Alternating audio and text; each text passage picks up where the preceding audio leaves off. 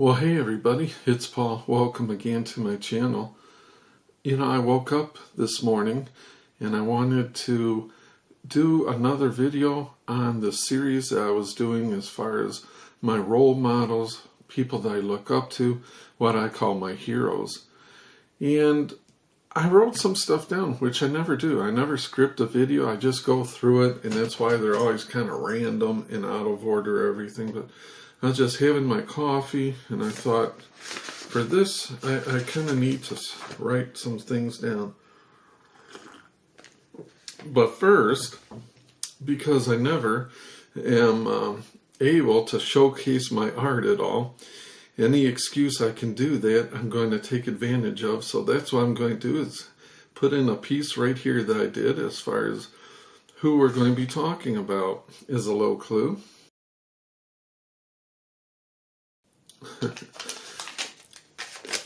Well, here's another example. So like the song says, it's all about the Benjamin, or at least who's on this Benjamin, right? Mr. Franklin. And it's interesting to think, a lot of our denominations that are in use every day generally have presidents, except the 10. The 10 has a Hamilton, which was the first, he was in charge of the treasury. So of course they're honoring him with being on the 10. But the other ones, usually have presidents or whatever. But the $100 bill, that's like the highest denomination that we commonly use as far as currency. And they have Franklin, who never served as a president. And it might make you wonder, it's like, why would he have this honor of being, look at Jefferson's on a 2. The first president, Washington's on the 1, of course. So why would Franklin, never served as a president, have such an honor of being on the high denomination bill? And the short answer is he was just a remarkable American. And you could argue that, were it not for Franklin, it's very possible we may not have the country as we know it today. You've all met Ben before. Not Ben Franklin. You've met my son, Ben. The guy that, comes on my videos once in a while. Used to be on more and bothers me. Yeah, that's who I named him after, Mr. Benjamin Franklin. So now you know why he's called Ben. But, back in the day, there were the founding fathers. Those people were brilliant. We call them polymaths. And a polymath is a person that is brilliant, but not just in one area. Poly meaning many. They are brilliant in many areas. And Franklin is a brilliant example of that, a shining example, if you will, of a polymath. Everywhere that Franklin went, wherever his mind was involved, whether it was sailing in a ship, his genius was always apparent. It always influenced the surroundings. And here's some of the things. Number one, he was an inventor. He invented, the list is long, and I just was going to go through and talk about some of the things you may know, some of the things you may not know. These are some that I just wrote off the top of my head. So I'm just going to read through it. I put down inventor, bifocals. You remember Franklin always had known for his spectacles, but he was inventor of the, so he could see far away and close, bifocals. And now this isn't in any order of importance or anything, but second thing I got on here is he made a reacher. It's kind of like one of these deals, where you can, I don't know exactly what his looked like, but they said he made it so you could reach down books off of a library shelf way up. He also was one that did innovations as far as making a catheter. He invented an harmonica, which you're probably familiar with, like the tone that a glass makes. If you wet your finger and you go around the rim of a crystal glass and go, ooh, Well, he made an instrument that would spin different thicknesses of glass that would make different tones. And the big composers actually composed music for it, and Franklin would take his instrument around and play this harmonica. Fire companies, you know, he was very big as far as getting people to, back in those days, you know, things aren't developed like they were now. But people would pay to, unlike now, well, you pay now with taxes, but to get you know, a fire department. You know, on his trips going back and forth to London, England, and here, you know, they always knew that ships going one way would go faster than going the other way. And Franklin took measurements and studied and thought it out and basically developed the whole idea of the Gulf Stream, or whatever they call that, as far as those currents going through there. Of course, he loved kites when he was young, and later on he put that to good use. But he made a kite and he dragged himself across a pond. And another thing he did when he was young is he loved to swim, is he made swim fins like divers use now. He was like developed the first version of that.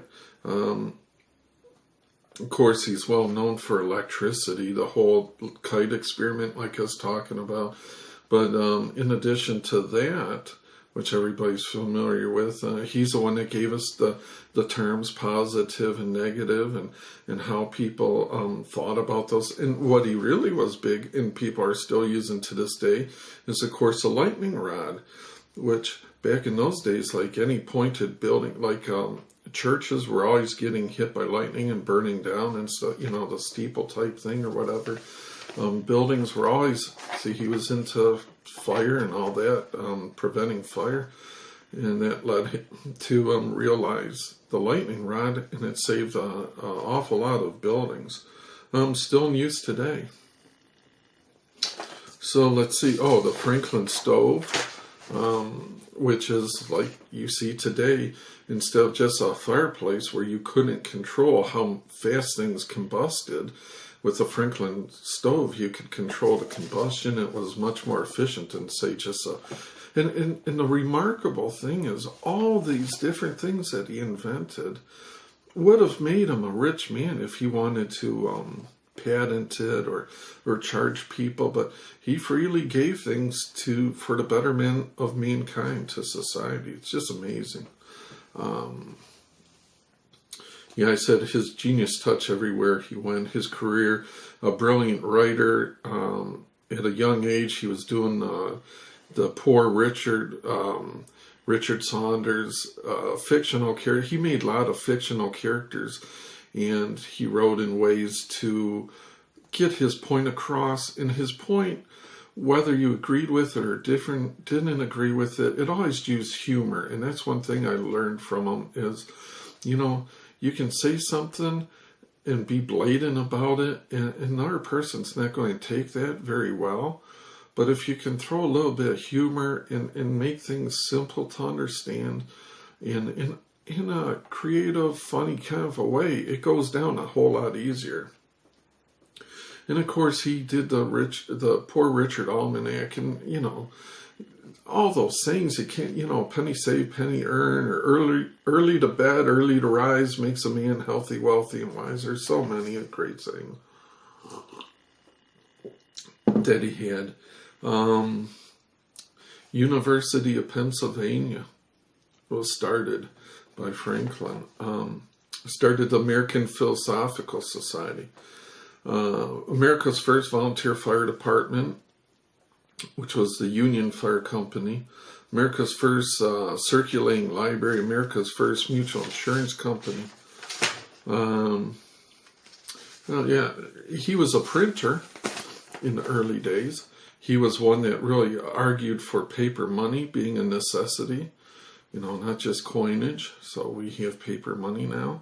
But as a printer in those days, he was the first to realize that constant contact with lead made you unhealthy. The printers, the typeset that they were always handling to set the print, you know, to like do a newspaper, those were all made out of lead, and a lot of the printers that would handle the lead all the time. Obviously, you get, that's why they don't put lead in paint now. You get too much exposure to lead's not good for your health.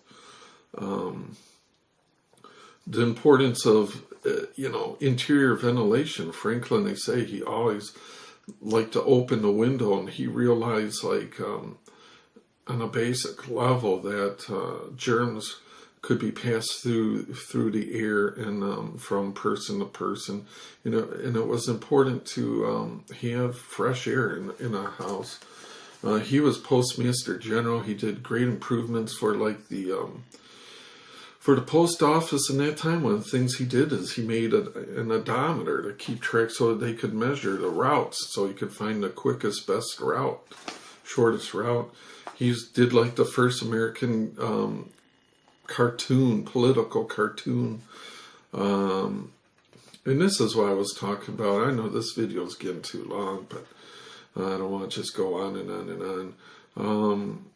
He was appointed a special envoy to France, and the people everywhere, people loved Franklin. That's unanimous. Everywhere he went, people just, by and large, liked him, and it was true over in France. The people there adored him, and he played that to his advantage. But basically, during the Revolution, we were a young country. We didn't have a sufficient navy or army or cannons and, all the stuff that it takes to conduct a war. So, or money even to buy a lot of those things. So Franklin was there to persuade the French, who really helped us out in the Revolution against England.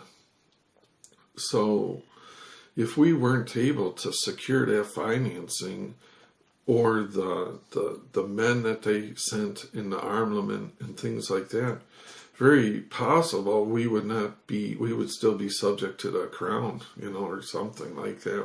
Who knows how it would have turned out, but it wouldn't have turned out the same without the help and support of the French back then in the Revolution. That was secured by Franklin. So I think that's obviously one of the reasons why he's on the $100 bill. But interestingly enough, he signed the Albany Plan, which was a plan for the different colonies to unite. So basically a way forerunner to the Constitution. He also signed the Declaration of Independence, and towards the end of his life, the U.S. Constitution. And just lastly, his last job, like 3 years before he passed, was president of the Pennsylvania Abolition Society. It'd take, less than about 60 years, I guess, until the country would really face the whole issue of slavery or abolition. But he was trying to address that evil before the country was ready. But anyhow, I think that that talks about the character of the man. So anyhow, I hope you appreciate and liked this short little, imperfect, off the top of my head kind of a history about one of my role models. One person it'd be great to be able to sit down and talk with, when have dinner with, like, Bob Ross and Ben Franklin, and yeah, it'd be amazing. So anyhow, guys, thanks so much for your time, and we will see you.